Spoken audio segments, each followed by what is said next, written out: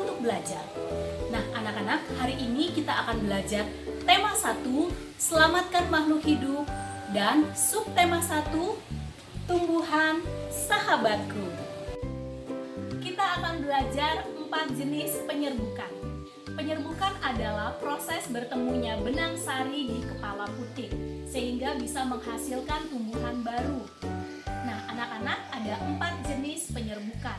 Penyerbukan yang pertama adalah penyerbukan sendiri.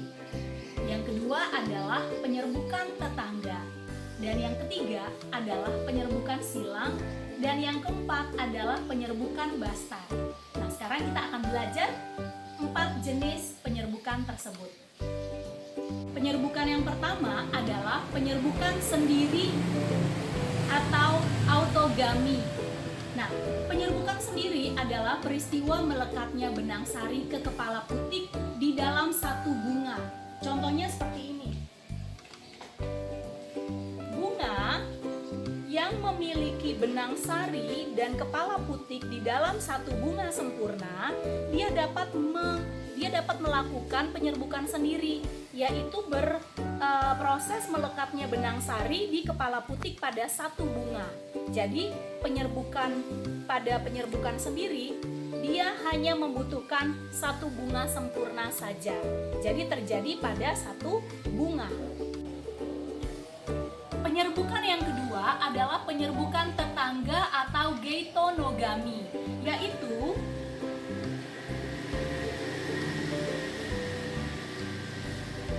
penyerbukan yang membutuhkan 2 bunga namun dalam satu tumbuhan. Misalnya anak-anak lihat di sini.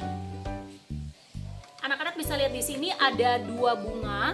Nah, 2 bunga ini ketika benang sari dari bunga yang satu bertemu dengan kepala putik dari bunga yang kedua, maka terjadilah penyerbukan tetangga. Tapi masih dalam satu tumbuhan, jadi masih satu pohon ya. Nah, seperti ini terjadi penyerbukan tetangga. Satu pohon, 2 bunga. Nah, selanjutnya adalah penyerbukan yang ketiga adalah penyerbukan silang, yaitu penyerbukan yang terjadi dari 2 tumbuhan. Contoh penyerbukan silang yaitu tumbuhan bunga Kamboja. Nah, di sini ibu guru punya 2 buah pot yang ditanami bunga Kamboja.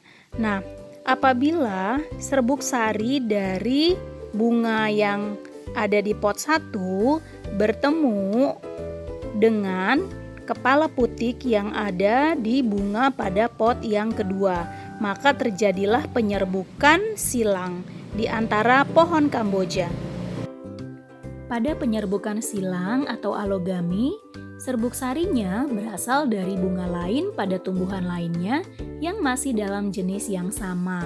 Artinya, serbuk sari jatuh ke kepala putik bunga lain yang berbeda tumbuhan, tapi masih sejenis. Penyerbukan silang umumnya menghasilkan variasi keturunan karena perpaduan 2 sifat tumbuhan induk. Penyerbukan yang keempat itu adalah penyerbukan bastar, yaitu penyerbukan yang terjadi dari 2 jenis tumbuhan yang berbeda. Misalnya membutuhkan 2 bunga yang jenisnya sama namun berbeda. Misalnya contohnya bunga mawar merah dengan bunga mawar putih, menghasilkan varietas baru, yaitu bisa menghasilkan bunga mawar merah, bunga mawar pink, atau bunga mawar putih. Jadi itu adalah penyerbukan bastar. Untuk lebih jelasnya, anak-anak bisa melihat video berikut ini. Jenis-jenis penyerbukan. Jenis-jenis penyerbukan itu ada 4 macam. Yang pertama adalah penyerbukan sendiri. Lalu penyerbukan serumah,